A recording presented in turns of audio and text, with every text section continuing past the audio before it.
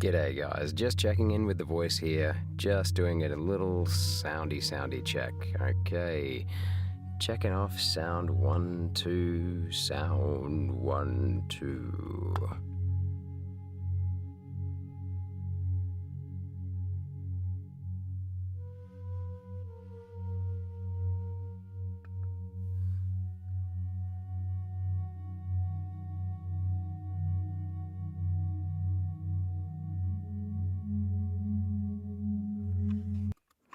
Alright, everything seems pretty legit to me. Alright, welcome to the stream everybody. Welcome back to Boring Dad Sleep Stories.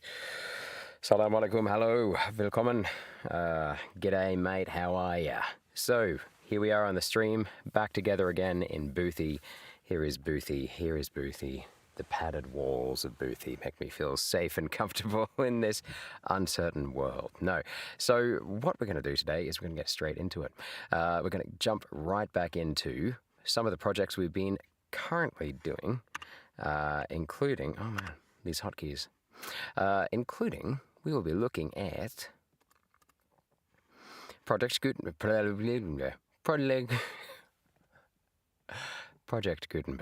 So we're going to be jumping over to the interwebs, and we're going to look at what we are working on today. So we're going to be using Project Gutenberg today, as well as the Library of Short Stories. And both of these are completely free resources if you ever want to get into a bit of public domain literature. Public domain obviously means you can basically do what you like with the stuff you find there. Some versions of Winnie the Pooh, and depictions of Winnie the Pooh are now in the public domain. Some really unknown or very little known authors are in the public domain, and everything in between. So, you know, if you had to study it in school and it was a fusty writer that you thought you didn't understand and you didn't want to understand when you were in school, you probably can read them here for free. You can probably use them. You can probably narrate them. Just for example, you know, if you wanted to narrate some stories for your sons that you wanted to be able to listen to when you got a bit older, which is exactly what we're doing here today. So this is a channel for my sons, for our sons, my wife and my sons. Boys, God, we love you so much. And we've had an up and down week with you this week. We've had some stuff go on, just typical stuff. You guys have, you've been finding it, just a bit rough at some points. You've been having, as we say in our house, a tough time. And there's been some banning of screen time, some hastily made threats about screen time for the next 3 weeks. There's also been some back and forth about what we do at bedtime in terms of stories and things like that. So we've basically taken everything back to basics to make sure that we get a good sleep. Sleep time's been creeping away on us, and it's been having a detrimental effect during the day. Like, we've all been a bit more stressed and strained because of it. All of us, all four of us. So we are definitely going to be we're just going to be taking stuff back to basics for a little while. We're in our second day of that, and it's working pretty well, actually. And it's had some really interesting effects and positive effects on all of us, including just increased energy levels. We've been spending a lot more time outside. Older, you and I went out today after finishing school and for a picture up, and we went out and mixed the duck food together. And yesterday you actually got annoyed because we didn't get to go outside and do some yard work, some chopping trees and pruning, and we're taking down an old fence around our old chicken/dog area, in opening the property up a little bit to walking around and making it much more free and breezy. But also part of an ongoing project since last year to be able to see where we're walking, so that we can see any snakes that are walking around and things like that. So we're progressing, and it's been a rough couple of days for all four of us, but we're back on track now. Let's get onto the stream for tonight. So tonight we're going to be using the Project Gutenberg website. It is a place, as you can see here, we've got a library of over 75,000 free ebooks. It's an American website, which means that these are in the public domain in America. Here is an a website run by an Australian, which I also use as well, called the Library of Short Stories. It's just literally libraryofshortstories.com. I fully appreciate the guy that's made this, and the way that he approaches it is it's all very beautifully laid out. These beautiful visuals here. Every single one of these links that you see here is clickable. You can click on these well-known authors or not authors that they are a fan of. And they're all public domain, as far as I know, in Australia, as far as I know, okay? So never intentionally would I ever put something on this website, on this YouTube account that I knew was was copyrighted, because the idea is that my voice stays around on this channel for years to come. So the boys, you can watch this, and yeah, I'm not worried about it getting taken down, and that's the idea. So, one more matter of business. I made a little note here, actually. There's a channel that I have been kind of back and forthing with, and it's called Read Weird Stuff with Me, and the channel owner, Marissa, you're well acquainted with my work, and I'm well acquainted with your work on our channels. And what a terrible communicator I've been with you. I'm so sorry. If you're watching this, I haven't emailed you back. We've been playing email tag, and we're looking to maybe do a collaboration of some sort in the future, maybe looking at some different texts together, and I'm looking forward to kind of like a book review kind of opinion podcasty vibe. I don't know what it's going to be. You don't know what it's going to be. We're just going to get on the live together. We're going to talk, and we're going to, I don't know, see how things are going in each other's literary worlds. Now, you've got to be aware that basically everything you see here on this channel is my literary world. Like, I don't find much time. I don't make enough time. I don't make enough time to sit down and read what I want to read. I've got a pile of books in our house that I have not touched for about 3 or 4 years minimum, probably longer, probably like 6 to 8 years since we basically bought our property, started filling it up with fruit trees and having kids, and filling up the house with kids. So things are not really. This is also a really good time for me to get a little bit back into the thing that I love. One of the things that I love, which is reading a book. Whoa! My light just turned off. Why did my light just turn off? That was interesting.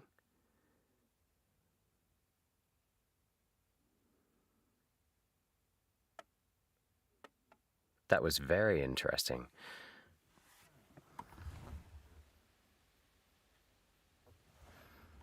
No, that's never happened before. That's never happened before. That particular light has never turned off before of its own volition. It's a cheap light. It's a very cheap ring light that I've converted into what they call, I think they call it like I don't know what they call it, but I've tried to make my own homemade little hot box to kind of make it not so intense and glary. It's a ring light that's been converted. So we're going to do a quick warm-up here. Extremely quick, using the Library of Short Stories.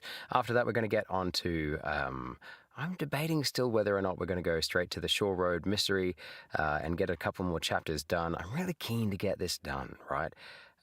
So the new car, I think we're in the locker. No, we're not. I think we're actually past that. I think we're up to chapter 14, Montrose again. So where they've had a go at trapping the automobile thieves by basically setting some bait. They bought a clunky old car that doesn't work very well but looks really good. And then they've refurbished it. They've painted it. They've polished it up. They've driven it out to where they think all the cars are getting stolen on the Bayport Road or the Shore Road. Yeah, Shore Road. Of course, it's called the Shore Road Mystery. On the Shore Road, they've hidden in the trunk for, or what they call it the cab. What do they call it? They call it something else. The locker. That's what they call the trunk, or the boot, as we call it in Australia, of the car. And now they've seen Montrose on the way back home, so they're keen to see what this guy's all about. And yeah, that's where they're up to. It didn't work, but they're not too discouraged by the looks of it. It says here, the Hardy Boys were not discouraged by this failure, so that's good. I'm glad they're not discouraged. And either before or after that, we're going to be going back to here, which is Kaidan by Lafcadio Hearn. and I did a pre-reading on the last stream of, let's see if I can hold this until I find what we were up to, Yuki Onna, which I think is one of the more popular or well-known short stories from this anthology of short stories, which are all supernatural, ghosty stories, written by Lafcadio Hearn, an American journalist / ethnographer, things like that. Oh, I just realized I'm looking at the stream now, and I've got the little funny, that's pretty cool. I forgot.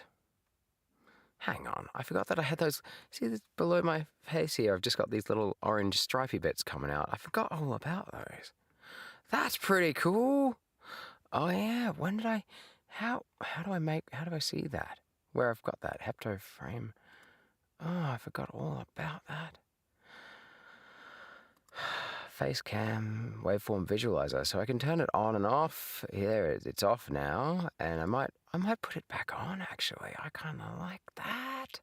That's cool. Okay. All right. Okay. So, I did think it would be poking out a little bit more. Like, what happens if I go over here? Why is it over that side and not over this side? Why is it not coming out over this side as much? I wonder. Oh, well. We will not question it too much. We're just going to get on with our lives. Okay, so quick little warm-up. Let's find something nice and short. So we go down here past the different ways that they've categorized on the library of short stories. The classics, which, there's some great stuff here. The librarian's picks, which is the curated little mini collection, and there are more than 4 there if you click on that. These haven't changed too much, and I've read some of them. Clancy of the Overflow, I haven't read, but I've read The Man from Snowy River. I've also read The Man Who Could Imitate a Bee. This one here, I've recorded these on the channel into very very short little audiobook kind of installments here on the channel. So, boys, if you were looking, I would recommend definitely The Man from Snowy River that I've been reading to you for years in bedtime story kind of mode. Okay, right. Here we go. 0 to 10 minute stories. Let's just flick through. We've read some of these too. Alone, The Mice and the Weasels, 1 minute, 2 minutes. Let's do a 5-minute one. The Man from Snowy River we've read. The Raven. Oh my gosh. One day. The Terrible Old Man by H.P. Lovecraft. Everyone loves a bit of H.P. Lovecraft. This is a bit of a different mood to the Hardy Boys, but let's go on and read it anyway. So, The Terrible Old Man by H.P. Lovecraft. We're not going to be recording this, into an audiobook at this point. This is how I kind of preview some things. The Terrible Old Man is just going to be read live here right now. World exclusive of me reading this. No one gives a poop, and that's fine. I'm just doing this for the boys. Hey, boys. All right. The Terrible Old Man by H.P. Lovecraft. And this is fitting because I am sure that the first time we did the no screen time, bedtime, no story time, straight to bed with no extended snuggles, and yesterday when we did it, I'm sure that this is what you thought I was, the Terrible Old Man. Although knowing H.P. Lovecraft, hopefully I'm better than this Terrible Old Man. I've never read this before, let's find out. It was published in 1921 in the Tryout, and it's 1,142 words, so let's just do it. Okay, it was the design of Angelo Ricci and Joe Sinek and Manuel Silva to call on the Terrible Old Man. This old man dwells all alone in a very ancient house on Water Street near the sea, and is reputed to be both exceedingly rich and exceedingly feeble, which forms a situation very attractive to men of the profession of Messieurs Ricci, Sinek, and Silva, for that profession was nothing less dignified than robbery. The inhabitants, sorry, I'm just mucking around with the microphone at the same time here that I'm talking, and as you can see, it's getting closer and closer, and now it's getting further away. Okay, right, let's move back here. Let's start again. So this is The Terrible Old Man by H.P. Lovecraft. It was the design of Angelo Ricci and Joe Sinek and Manuel Silva to call on the terrible old man. This old man dwells all alone in a very ancient house on Water Street near the sea, and is reputed to be both exceedingly rich and exceedingly feeble, which forms a situation very attractive to the men of the profession of Messrs. Ricci, Sinek, and Silva, for that profession was nothing less dignified than robbery. The inhabitants of Kingsport say and think many things about the terrible old man, which generally keep him safe from the attention of gentlemen like Mr. Ricci and his colleagues. Is it Ricci or Ritchie? Anyway. That generally keep him safe from the attention of gentlemen like Mr. Ricci and his colleagues, despite the almost certain fact that he hides a fortune of indefinite magnitude somewhere about his musty and venerable abode. He is, in truth, a very strange person, believed to have been a captain of East India clipper ships in his day, so old that no one can remember when he was young, and so taciturn that few know his real name. Among the gnarled trees in the front yard of his aged and neglected place, he maintains a strange collection of large stones, oddly grouped and painted so that they resemble the idols in some obscure Eastern temple. This collection frightens away most of the small boys, who love to taunt the terrible old man about his long white hair and beard, or to break the small paned windows of his dwelling with wicked missiles. But there are other things which frighten the older and more curious folk, who sometimes steal up to the house to peer in through the dusty panes. Oh, and I'm going to have a quick drink break. Let's find out what they're terrified of.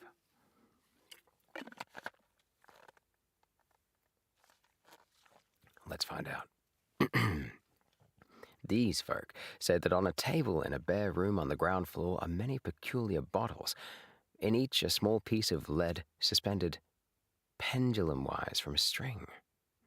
And they say that the terrible old man talks to these bottles, addressing them by such names as Jack, Scarface, Long Tom, Spanish Joe, Peters, and Mate Ellis, and that whenever he speaks to a bottle, the little lead pendulum within makes certain definite vibrations as if in answer.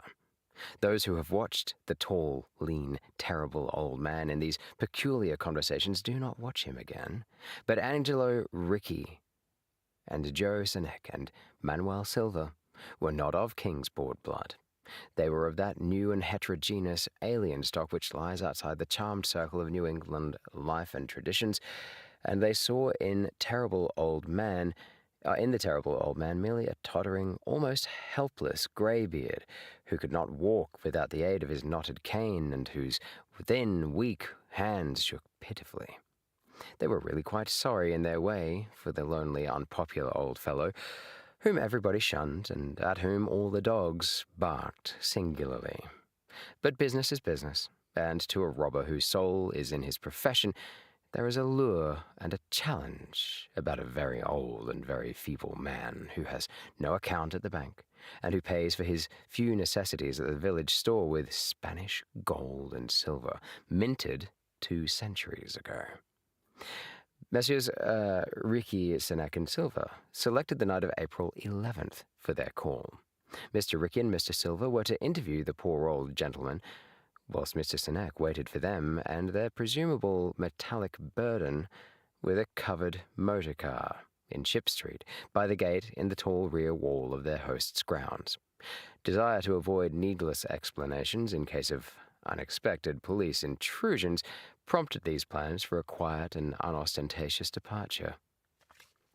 That is the nicest possible way I think I've ever heard of, a way of saying 2 guys go in and nab the gold and take the loot out to the car.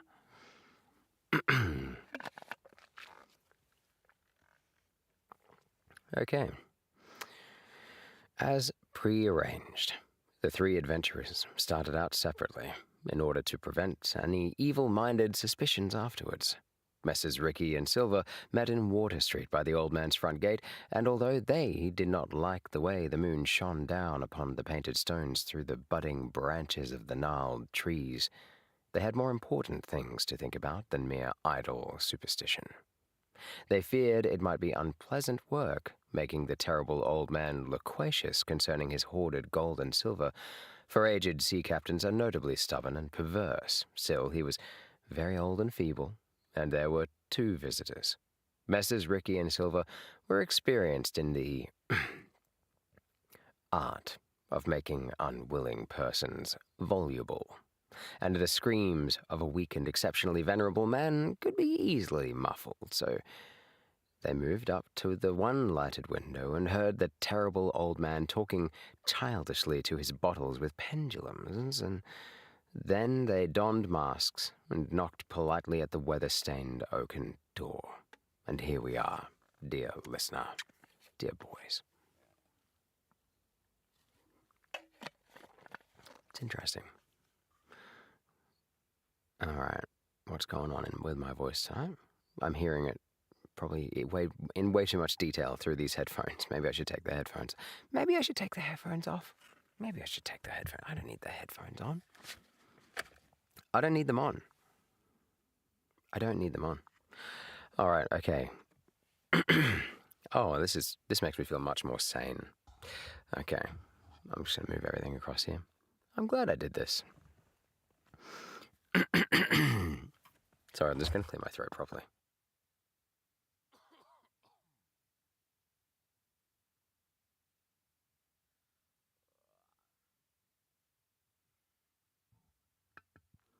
Oh, quick shout out actually, because related to this is the way that I look on the camera. I just had a little look on the old camaroo, and I look as tired as I feel, but I actually, sorry, I look more tired than I feel.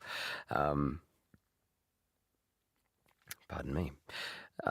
Boys, your mum, my beautiful wife, woke me up. I actually, last night, oh, hello, little strand of hair. Oh, my wife just woke me up about half an hour before the stream. I was supposed to wake up an hour before that. So, yeah, I've had about a 2-hour sleep tonight, which means that I will stay awake for longer, probably, and that is a good thing for my reading, but it is taking me a long time to wake up, to kind of feel alert again. So let's move on. Let's keep on reading. Hopefully I'm not going to read myself to sleep. I'm going to read myself awake, and that's going to be meaning reading you to sleep. Okay, so then they donned masks and knocked politely at the weather-stained oaken door. Waiting seemed very long to Mr. Sinek, as he fidgeted restlessly in the covered motorcar by the terrible old man's back gate in Ship Street. He was more than ordinarily tender-hearted, and he did not like the hideous screams he had heard in the ancient house just after the hour appointed for the deed. Had he not told his colleagues to be as gentle as possible with the pathetic old sea captain? Very nervously, he watched that narrow oaken gate in the high and ivy-clad stone wall. Ah, so he's waiting in the car, and he's come and knocked on the door. Had the old man... frequently he consulted his watch and wondered at the delay. Had the old man died before revealing where his treasure was hidden, and had a thorough search become necessary?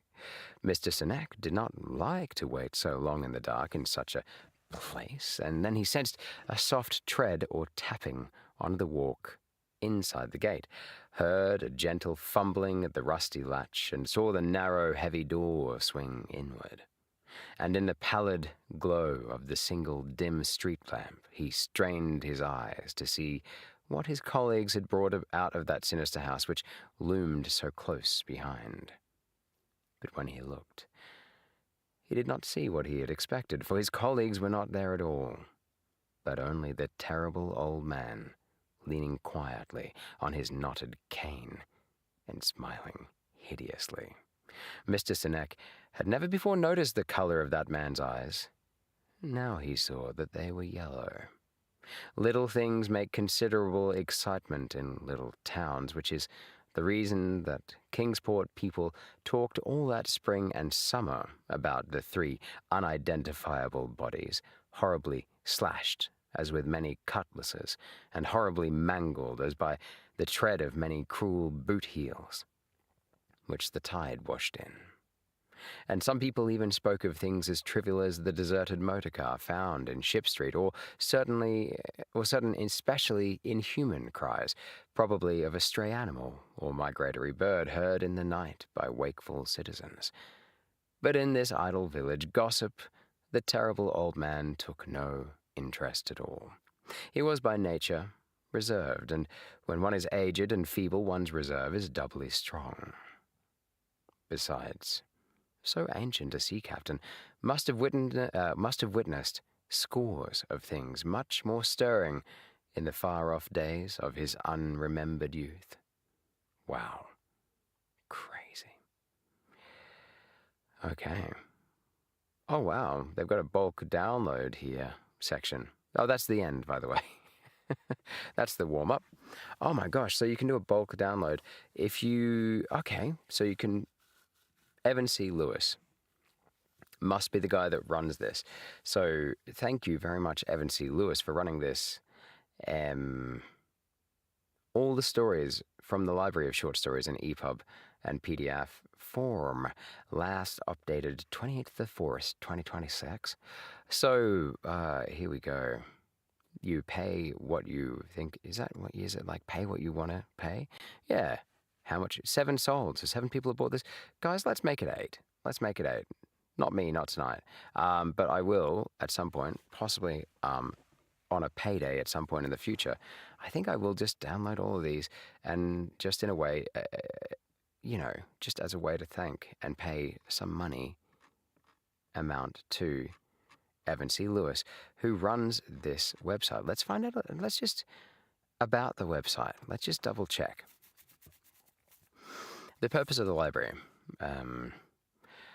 Here we go. This library aims to make the short stories of history available online for everyone for free forever. Over 1,000 works originating from magazines, newspapers, and short story anthologies have been converted to online text. Now keep in mind, Project Gutenberg, which is just here, already does do this. Now, I'm not saying it's better or worse. I'm saying Project Gutenberg has 70-something thousand things, but it does have a bigger team, I imagine, of volunteers working for it. Not that they don't always... I'm sure you can become a volunteer for Project Gutenberg, and there would probably be ways of doing that. Yeah, but this guy is doing it as well, and he's doing it in a way. It looks a bit softer on the eye when you read things on his. He's formatted it. There's some beautiful pictures that go along with it that are presented in a more kind of intuitive kind of way, but at the same time, the Project Gutenberg ebook stuff, having it all up here, you can't beat Project Gutenberg in terms of thoroughness. But you've also got here on the Library of Short Stories some beautifully presented collections that are curated in a way that feels really personalized to the author of the website, to the creator of the website. And I mean that in the best possible way. So each story is available as a simple text online and downloadable as PDF or EPUB. And you can support them with a small donation that will keep the library running and growing and stave off the need for intrusive advertisement. It will also be greatly appreciated. Feel free to ask for any stories that would suit the library and any features that would help the website. Regards, Evan. Well, Evan, one thing I would say is I'm not like jumping down your throat and saying I hate anything on this website. I love it. Hey, look, there he is. There he is. Geez, he's a good-looking wallaby, isn't he? G'day, Evan. He's a Melbourne-based author and web developer who writes short stories for fantasy and sci-fi magazines. That explains a lot. You can read some of his works on his personal website. One thing I will say before we go there, I'm going to click on this link. Evan, sorry, this is a bit of a rabbit hole. We are going to get onto probably the Shore Road Mystery. I'm keen for Hardy Boys tonight. Not that I'm not keen for Lafcadio O'Hearn's Kaidan, but I definitely want to. I want to start plowing through a bit more Hardy Boys content. So I really like the way that the main page has here it is, up the top here, has this thing here, like the revolving bookcase, one of those. It's almost like a circular bookcase that you see, there's little on a trundle that you can turn around and click. I do remember there was an older version of this where you could pause it when you hovered your mouse over it, it would pause it on that one, and I missed that. But at the same time, this is cool because I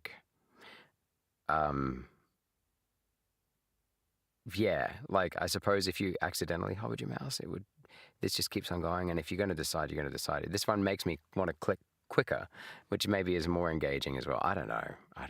But yeah, that is an interesting little feature. I haven't seen that on any other website. Maybe I'm just inexperienced in the ways of the web, but I think that's such a cool little feature at the top of the website there, Evan. So cheers, mate. Nah, awesome stuff. Now let's check out your website. I hope you're okay with me clicking on your website on a live stream.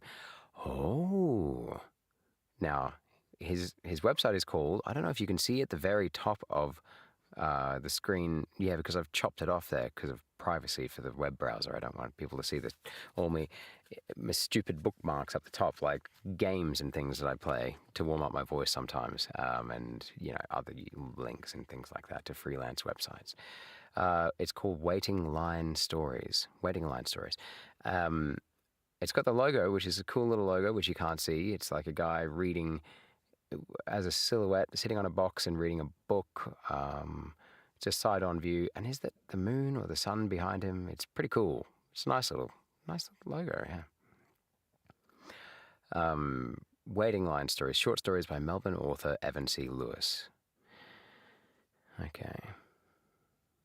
Oh, wow. And these are ones that he's had published. So there's a new sci-fi story published in April in Banksia Journal called Human Alchemy. And there's a story he's put here, published in issue 329 of Antipodean Science Fiction called Planet Harmony Citizenship Module. Also soon coming out on the anti-sci-fi, anti-SF radio show and podcast. That's pretty cool. And look, he set these out the same way that they're set out on the Library of Short Stories website. That's cool. And these are his.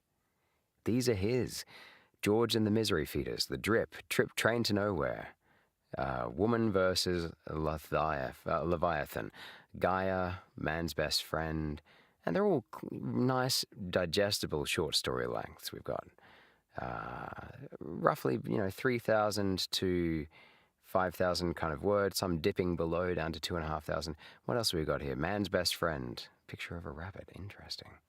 There's No Place Like Home, The Greatest Admiral, The Library of Tanantet, Tanente? I don't know how to pronounce that. Oh, and look. I'm sure these sides just moved. Am I imagining that? I'm not. Look at the blue and red sides. They moved. That's cool. It's not distracting, but it's intriguing. It moves just enough to intrigue. There it goes again. That's cool. Backwards. That looks like the shortest one. Oh, no, here's the shortest one. A Man You Can Count On, 600 words. And I like that he's got a little quote from each one to kind of entice you in. This is where I got the idea for the thumbnails that I make on the channel, by the way, on the Library of Short Stories anyway, where you can see little quotes kind of peppered throughout. I thought about it. I was like, these are kind of like the quotes from the stories are like they're definitely like like here, for example, they're definitely, they're like the hooks that get you in, like, oh, I wonder what that's all about. Yeah. And The Wormhole, 1,189 words, 1,189 words, The Wormhole. Look, I'm not going to open these up just in case I'm not allowed to. I'll be honest with you. Because it says down the bottom, copyright 2026, E.C. Lewis. I don't want to, I would never try and knowingly encroach upon your, territory and accidentally read them out on a stream where it's not allowed. I don't know. Maybe one day I would love to get in contact with this guy and just say thank you. Okay, so we're going to need to donate at some point. You should donate to this guy. You should check his website out. It's just, it's fresh and smooth. It's crisp lines. No fluff. And it doesn't feel fusty. It doesn't feel, it just feels really nice. Yeah, feels well curated. Like one of those little museums you find down the back alleyway of a big city where you kind of go, oh, there's a museum here. It just looks like a tiny house. And you go in and it just opens up this massive world of possibility. I've been to a couple of those and, like privately curated museums that are made out of people's personal collections from 400 years ago or something like that. That's kind of the finds that I get here. I find these really nice little gems. Now, in saying that, many of, if not all of, many of these stories are also available on the Project Gutenberg website. I'm not trying to say that that's not the case. What I am saying is that you can sense the author's personal taste in his collection, which makes it unique to me, and I like that. Enough banging on. Let's get on with it, all right? We're going to read The Hardy Boys, The Shore Road Mystery. We're currently, by Franklin W. Dixon, which really wasn't really his name. It was multiple authors. It was what do you call it? A syndicate. It was a syndicate that managed this. Right. This one I am going to have to put the headphones on, just because we're going to be in a bit of a sticky wicket if we don't do that. So first of all, I'm going to have to double check. Now, I've got up on the screen the Audacity window. We are transitioning into the recording session part of the stream, and we're only doing it 40 minutes in, which, believe it or not, is pretty good for me. Okay, I've turned the gain right up on my headphones. Not the gain, the volume off on my headphones, and these are monitoring headphones, so I'm listening not only to what is on the screen, but I'm also listening to my own voice. And they're called monitoring headphones, so you can, I presume, monitor your voice. Okay, I'm going to open up. I sometimes talk a little bit about the process while I do it. One of the audience the other day was like, why was there a keyboard? Why are we showing a keyboard? Because I sometimes show a keyboard down there. Well, I say sometimes. Last time is the first time I did it. It's a new setup that I've got. I've got a separate webcam on the roof here so that I can look straight down. It's for another channel that I have, which is a predominantly gaming channel. So it's where I can hold my games controller and people can see what I'm doing, or the keyboard to play the game. I don't know, just a little bit of fun stuff there. But I put it there so you guys could see me doing the punch and roll buttons. So it wouldn't be such a mystery as to what I was doing when it starts like playing back every now and then. It'll go back 3 seconds, and play that bit of audio again and kind of lead me into it so I can just keep on reading if I make a mistake. So it's like a editing on the fly kind of thing. I thought that was pretty cool. But yeah, actually I probably will do it again. I'll probably get that off in a second. So I'm opening up The Shore Road Mystery. Here is the file. We're currently 2 hours and 24 minutes into it. We're hoping to get up to about 3 hours of recording tonight. This will be anywhere between 4.5 and 5.5 hours, usually, these Hardy Boys books. They were very consistent in the way they wrote, and I'm going to zoom out just a little bit. But there, and I will get this second audio track away. And I don't know what this accent is, but I'm now talking in the accent. Okie dokie. And now we have what we call the spectrogram. H.P. Lovecraft would love that. The spectrogram. The spectrogram, which is this purpley, pinky, orangey bit here. And it follows along. So my point before was I like to show the process of what I'm doing, at least a little bit, because if you're watching a live stream that's supposed to be a recording session, you've probably got at least a passing interest in what goes on in the recording. And boys, you might even take an interest in recording stuff yourself. Hang on, I've just got a message on my phone. Ugh.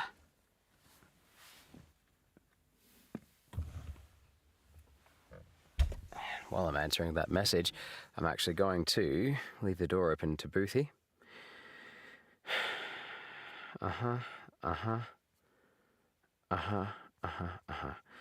As expected, nothing. All right.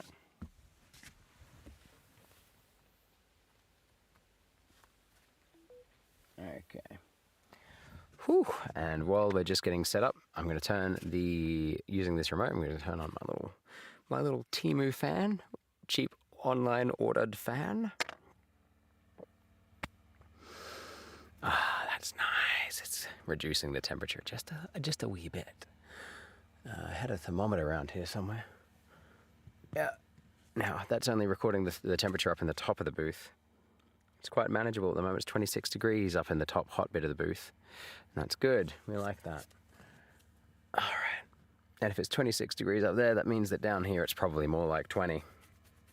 It's literally, that's the difference between here and about 40 centimeters up, because the heat rises from all the tech in here and just sits in the top. Circulation is something I'm working on. I'm looking at saving up to get an air conditioning unit.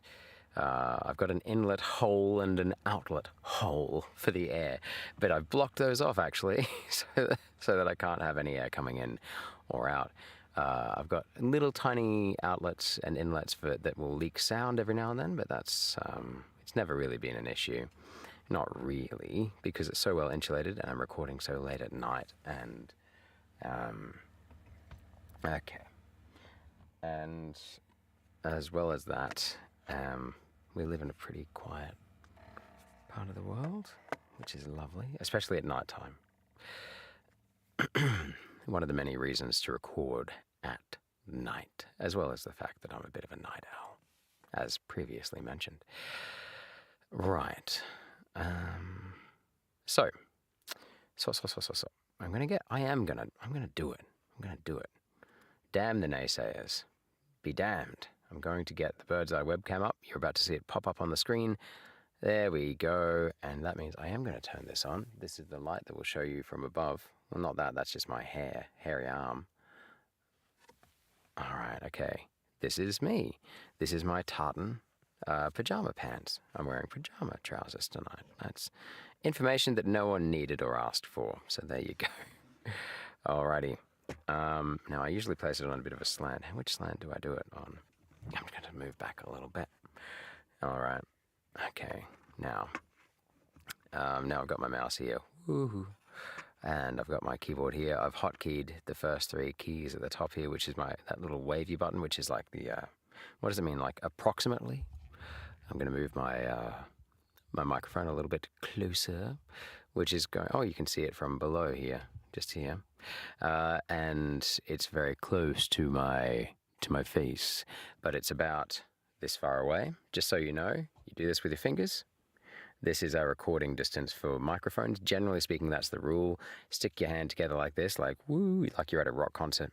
And the most calming rock concert you've ever seen, when you're reading stories in a hopefully calming-ish voice.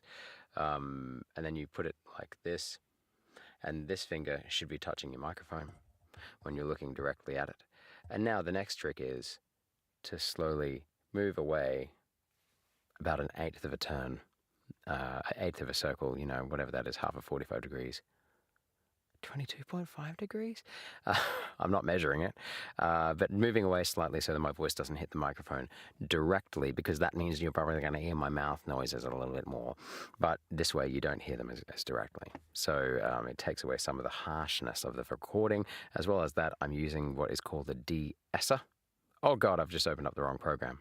It's okay, you won't see it. It's a video editing software that I hate called CapCut, but I use it anyway, because it's the easiest one to use for now. So now I've got this open here, and this Audacity program, and so I can play using spacebar, like that. They sped past, and I'm going to listen to the last couple of minutes now, relatively uncurated, I'm not going to talk about it, I'm just going to listen, which gets me into the groove. And refamiliarizes myself with what kind of voice I'm finishing the chapter with. Even if it's really different to the start of the book, I've noticed that people don't seem to notice if there are some variations in your voice over many chapters, as long as, the end of the last chapter and the start of the next chapter are relatively similar, which makes sense, right? You don't want to have this jarring difference, like one night you were very relaxed and nice and low and a little bit gravelly, and hello, welcome back to the book. And the next time you've had 5 coffees, and here we go. We're moving into the next chapter, guy. You don't want that, obviously. So, right, let's have a listen. And I'm just going to use this opportunity to mute the microphone and see if you can hear what I can hear on the stream in a relatively manageable volume as well. So let's go. The car sped along the shore road, the headlights casting a brilliant beam of illumination. As they rounded a curve, they caught a glimpse of a dark figure trudging along in the shadow of the trees bordering the ditch. "Wonder who that is," Frank remarked, peering at the man. Joe bore down on the wheel, swinging the car around so that the headlights fell full on the man beside the road. Then he swung the car back onto its course again. The fellow had flung up his arms to shield his face from the glare, but he had not been quick enough to hide his features altogether. Frank had recognized him at once. "So," he remarked thoughtfully, "our friend again." "I didn't get a good look at him," Joe said. "Somehow he seemed familiar." "He was. I'd recognize that face anywhere now." "Who was it?" "Gus Montrose." Joe whistled. "Oh, I wonder what he's doing, skulking along here at this time of night." "I have an idea that we'll find out before long." "Do you think he has anything to do with the car thefts?" "Shouldn't be surprised. He seems a rather suspicious sort of character." They sped past the dark figure, who went on, head down, hands thrust deep in his coat pockets. "I'd like to know more about that chap," mused Frank. "I'll bet he's not hanging around here for any good reason." "I'll bet he's not hanging around here for any good..." Okay, sorry to blast your ears there. I just jumped back in at the very end. Right, so we're going to get going pretty much unheated now that we can get going. I just need to reduce the size of the browser window. It's funny, before I was a live streamer, I'm not identifying, that's not my identifying feature. But not for me anyway. I'm just a person who is live streaming, if that makes any sense. I don't identify as a live streamer. So it looks like everything's working relatively well. The noise levels seem relatively even-ish across the recording, which is partly because of the microphone that I'm using, which is a Lewitt Ray. And so it has an auto gain feature, so it can read how far away I am and it will keep the volume the same. It will sound slightly different when I'm very close, even though the volume is staying the same, because it's picking up less of the surrounding noise to capture my bubble of presence. My presence bubble? If I'm very far away, it will increase the volume to make my voice sound like I'm still right next to the microphone, but then it obviously picks up a much, it has to bridge this gap to get my voice from here to there, so it has to pick up everything surrounding that as well, so it takes it all in one big mouthful, including any reverberation and stuff like that, so it might sound very different. So if I recorded here one day and here the next day, technically the volume is the same, but you would know, and it's jarring for the listener, which is hopefully you boys, my sons, our sons, who are currently sleeping safely and soundly in their room. I hope. And we'll see. There were no wake-ups last night, which was great. And you guys are doing amazing big boy sleeps these days. We're just so proud of you guys every day for being you. So let's go on. Let's go on.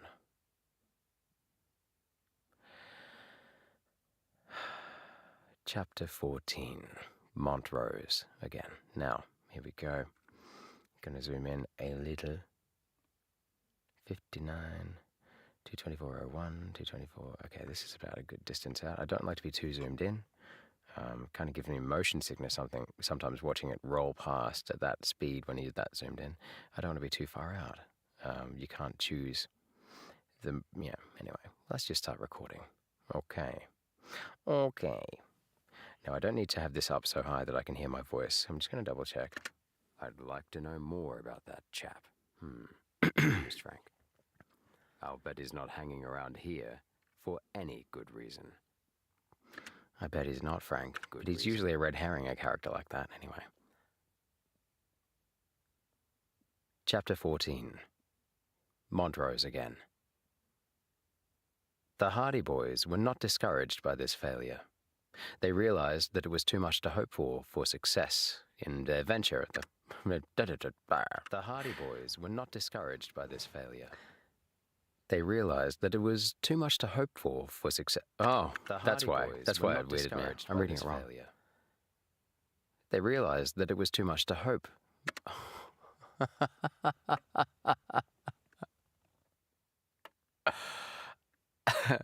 And folks, this is why you should pre-read your text. I'm reading this completely cold, so just read the sentence how it's meant to be read.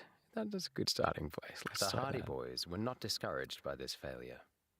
They realized that it was too much to hope for success in their venture at the first trial and resolved to lay their trap again. If their parents were curious as to why they had remained out so late, they never gave no sign of it.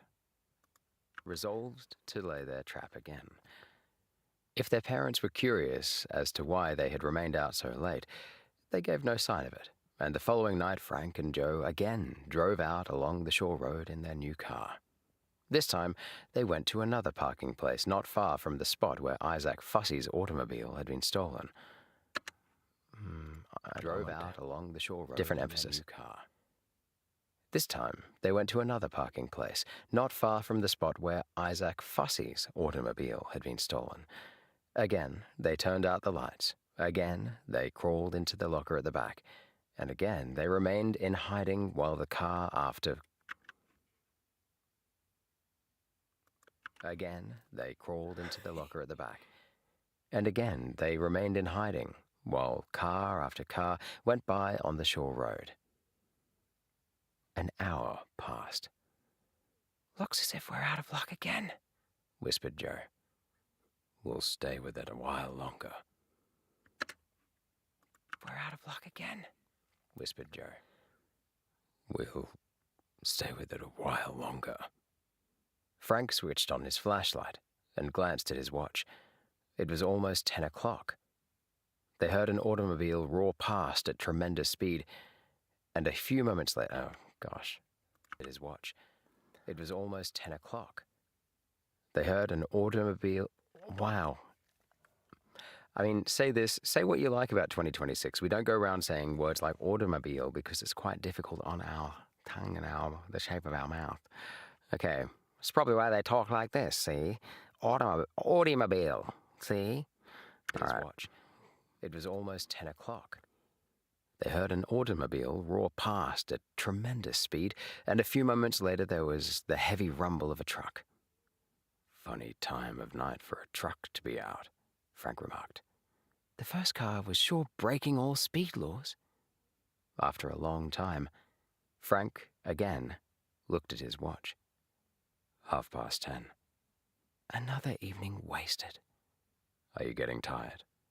"Oh, my legs are so cramped, I don't think I'll ever be able to walk straight again." Joe had inadvertently raised his voice. See, come on now. Wasted. "Are you getting tired?" "Oh, my legs are so cramped, I don't think I'll ever be able to walk straight again." Joe had inadvertently raised his voice. Suddenly, Frank gripped his arm. "Shh." They listened. They heard footsteps coming along the road. The steps sounded clear and distinct on the hard highway. Then they became soft and muffled as the pedestrian turned out onto the grassy slope. "Coming this way," whispered Frank. Someone approached the roadster, cautiously. The boys could hear him moving around the car. After a moment or so, one of the doors was opened, and someone clambered into the seat. The boys were breathless with excitement. Was this one of the auto thieves? But the intruder made no move to drive the car away.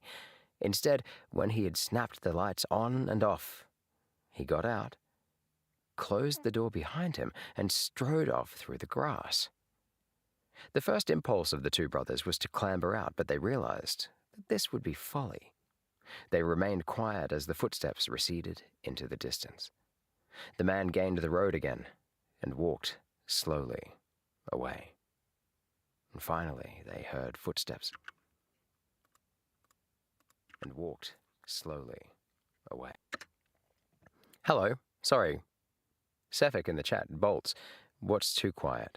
What's too quiet? Are you saying... Which bit's too quiet, bro? Oh, no. When did you make that comment? I didn't see you make it. Hang on. This is one of my subscribers from another channel.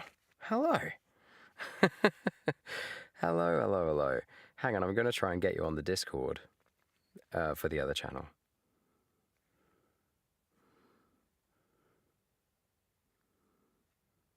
I don't know if you're online. Sorry, just saw your chat. Which bit's too quiet?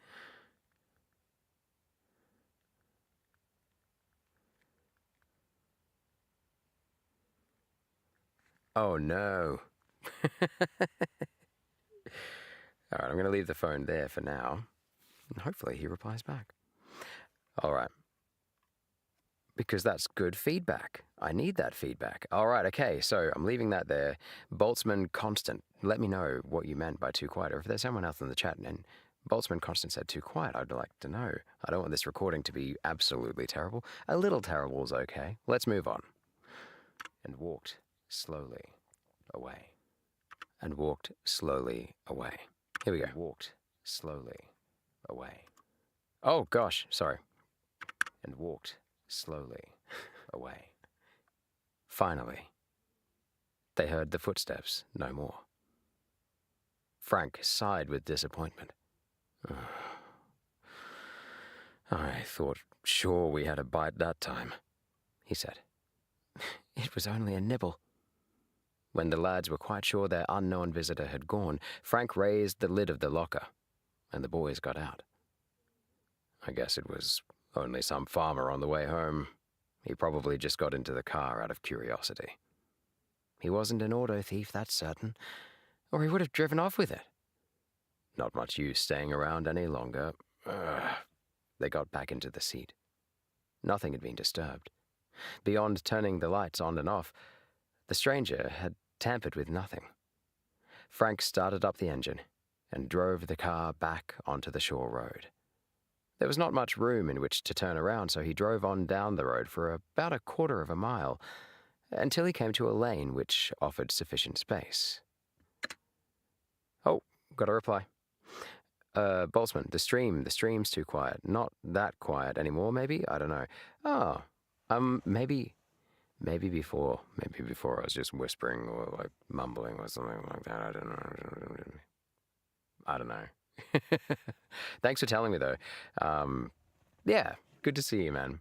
I was actually really tempted not to do this stream tonight. I was so psyched after our last session on the other channel. I was super, like it's really pumped me up this week to, like, after that. That was really fun. Some of the stuff we did on that stream was just, like, bizarre. So, and just, I think, very, very typical of that channel. And so I'd love to do that again. I think we're booked in for tomorrow night, aren't we? So I might actually even be downing this recordings on this channel, maybe, and taking either those nights to, I don't know, start planning something for the other channel. I also have the other channel, a video essay channel, which I'm going to be looking at doing a bit more stuff. I might even be hiring a video editor because I just can't bring myself to video edit. Video essays, they're just... oh my God, like an hour per minute minimum for editing. It's too much for me, bro. It's too much for my poor little brain. I really like the product though, so like I don't know if anyone else can do what I want them to do, so it'll be interesting. I'll try to look for a freelancer and see what I can find. Anyway, I also maybe need to, this is by the by, this is nothing to do with this channel, but the format's out the window anyway. There's never really been a format anyway. So what I will probably be doing with the other channel is maybe even this one. I don't know. I'm going to try and find a way to make more shorts, but short videos take time, like clipping bits out. It's also a bit soul breaking for me as well. There's like AI ways to do it, but I've tried a couple of free ways and I've never used it. Like I've never uploaded anything because it's all absolute garbage without doing some work anyway, so I might as well just do it myself, Yeah, okay. It's nothing to do with the Hardy Boys. Let's jump back to 1928, and here we go. Right. So, thanks for liking the stream too. I imagine that was you, Sefik, Boltzmann Classic, Constant Boltzmann Classic. That'll be you in 50 years' time. When you're older, you'll be Boltzmann Classic. Right. Shall we? What are we up to? We came to a lane which offered sufficient space. We came to a lane which offered sufficient space. Just as he was bringing the car around to head back toward Bayport, the headlights shone on two figures coming up the road. In the glare, the men were clearly revealed. "That's our friend, Gus, again," remarked Frank quietly. He was right. There was no mistaking the surly visage of the ex-farmhand.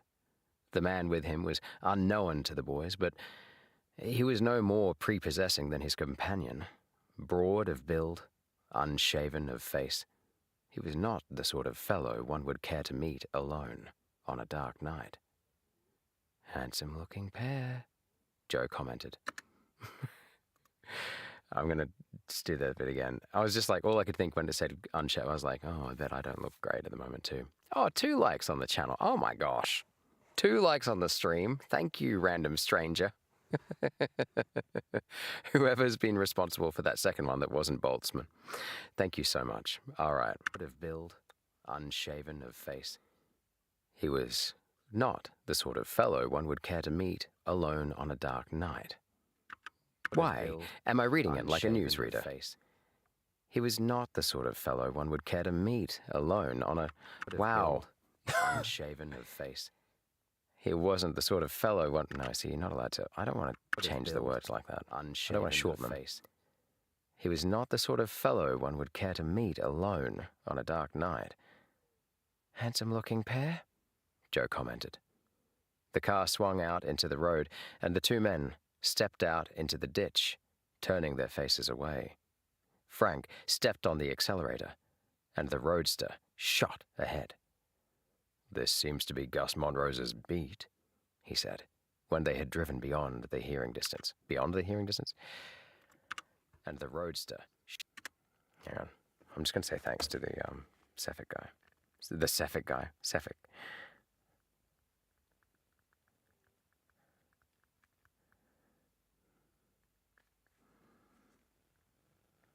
All right, and that means I can put this back over here. Okie dokie. Okie dokie. Okie dokie.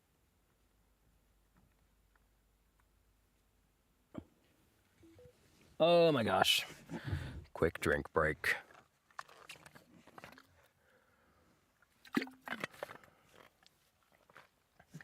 All right.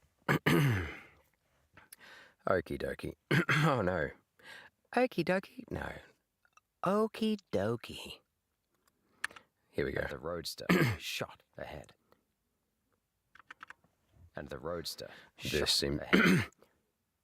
This seems to be Gus Monrose's beat, he said, when they had driven beyond hearing distance. "Wonder what takes him out along here every night." Perhaps he was the chap who got into the roadster. Wait a minute.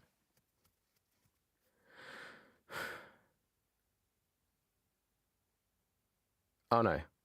So it's the other way around. Joe's the one that says that first comment because he's continuing on. It says he said, and the person previous to that was reading was him. Okay, right.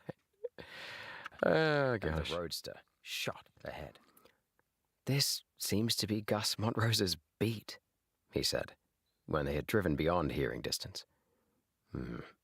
Wonder what takes him out along here every night.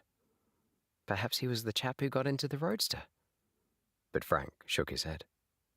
That fellow went away in direction. The roadster. But Frank shook his head. That fellow went away in the direction Montrose is coming from, he pointed out. And besides, he was alone. That's true, too. Wondering what brought Montrose and his villainous-looking companion out the shore road on foot at that hour, the Hardy boys drove back into Bayport. Better luck next time, said Frank, cheering up. We won't give up yet. Third time's luck, you know. Let's hope so. Tomorrow night may tell. Tomorrow night may tell? We won't give up yet. We won't give up yet. Third time's luck, you know. Let's hope so. Tomorrow night may tell. Tomorrow night may tell. Third time's luck, you know. Let's hope so. Tomorrow night may tell. They drove back into the city without incident, and when they reached their home, they saw that there was a light in their father's study. Frank's face lengthened.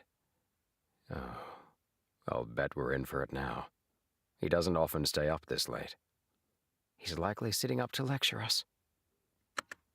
Now, he doesn't often stay up this late. Yeah, he's likely sitting up to lecture us. They put the car into the garage.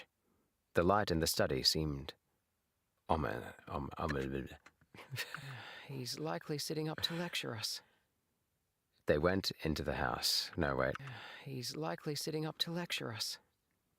They put the car into the garage. The light in the study seemed ominous just then. Well, said Joe, I guess we might as well go in and face the music. If the worst comes to the worst, we'll tell him just what we were up to. They went into the house. It would have been easy for them to have gained their room by the back stairs, but the boys had too much principle to dodge any unpleasantness in this manner. So they made a point of passing by their father's study. The door was open, and they saw Fenton Hardy sitting at his desk. He was not writing, but was gazing in front of him with a fixed expression on his face. A telephone was at his elbow. To their relief, he smiled when he saw them. "Come in," he invited. Frank and Joe entered the study. "Did you catch any auto thieves?" asked their father. The boys were astonished. "How did you know we were after auto thieves, Dad?" asked Frank. It doesn't take a great deal of perception to find that out," their father answered. "All these mysterious doings can have only one reason." "Well, we didn't catch any," Joe admitted. "I didn't think so." "They've been busy tonight." "Again?" Fenton Hardy nodded. "I've just been talking to the secretary of the Automobile Club. He telephoned me a short time ago. The thieves cut loose in earnest this evening." "Did they steal another car?" "Two. They made off with a new Buick that was parked down on Oak Street, and then they stole a truck from one of the wholesale companies." "Can you beat that?" breathed Joe. "Two more. Gone." Breathed Joe. "Two more. Gone." Stole a truck from one of the wholesale companies.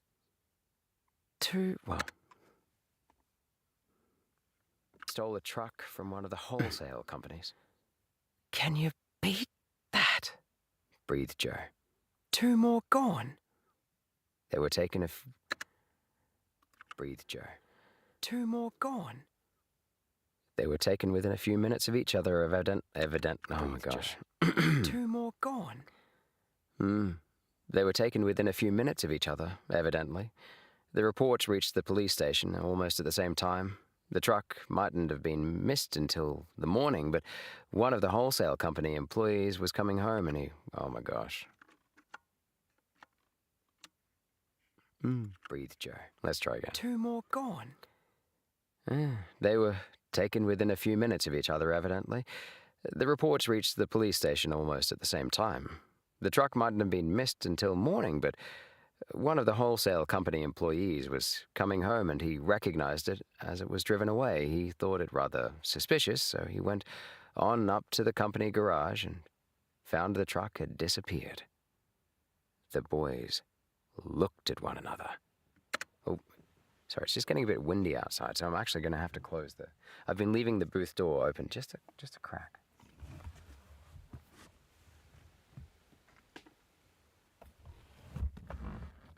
For my sanity, and so I don't overheat.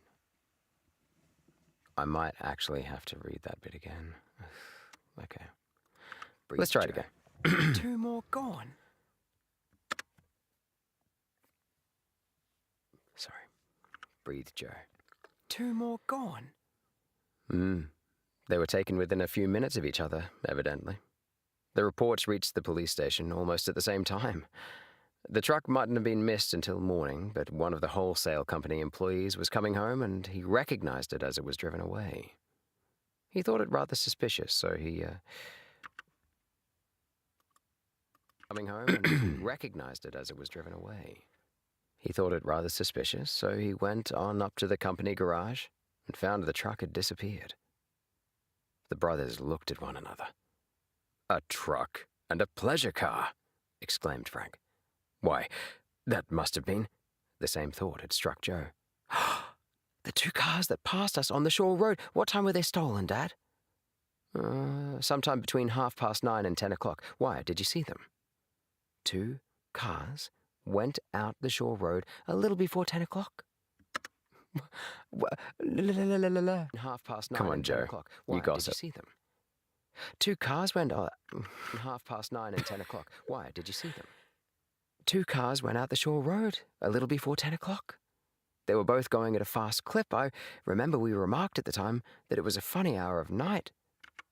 Damn it. 9:30 and 10 o'clock. Why, did you see them? 2 cars went out the shore road a little before 10 o'clock. They were both going at a fast clip. I remember we remarked at the time that it was a funny hour of the night. Oh my gosh.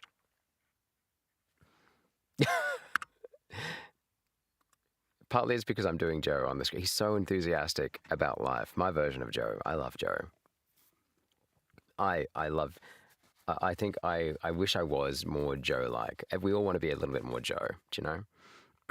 Between 9:30 and 10 o'clock. Why, did you see them? 2 cars went out the shore road a little before 10 o'clock.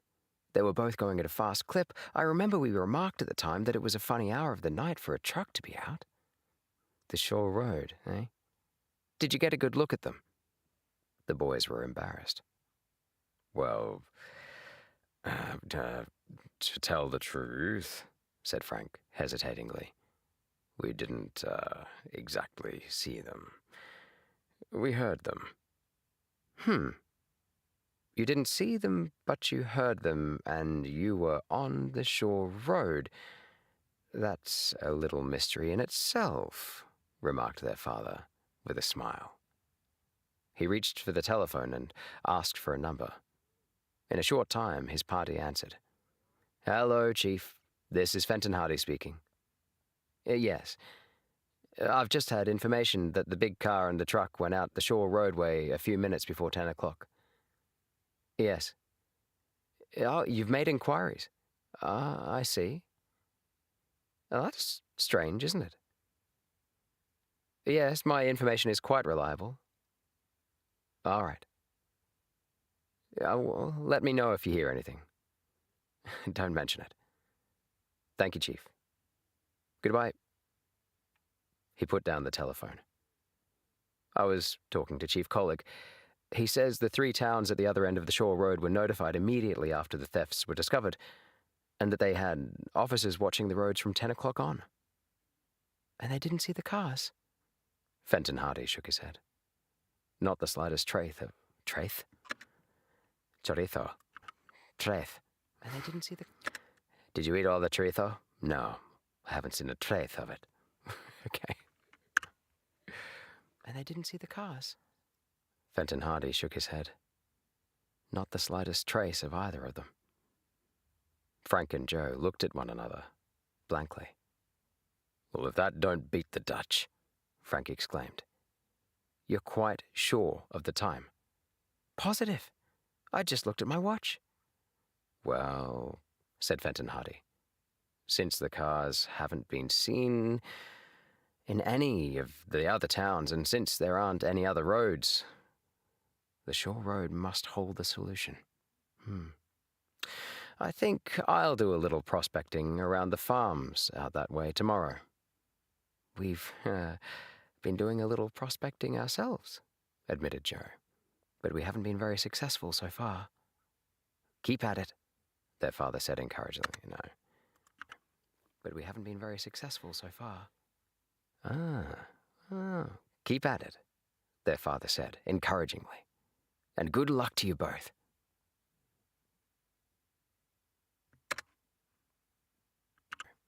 But we haven't been very successful so far.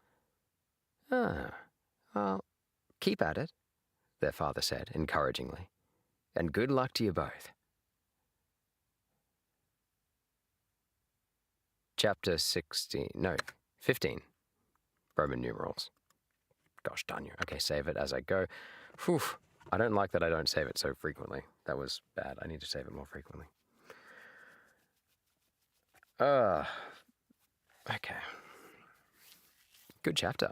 Good chapter. Very good. I think is that my favorite chapter so far? I love this point where they're putting stuff together, and because, I listen to it, and I listen to myself saying it, and I'm like, you're like, oh, soon they're going to figure that clue out. Like, and the next sentence, like when they were like, they looked at each other. Oh, there was a TV show, like, this is actually, I'm not trying to insult the boys, but there was a TV show when I was a kid called Bananas in Pajamas, and it's two banana brothers, I presume. I guess we never really find out. They live together. They wear nothing but pajamas,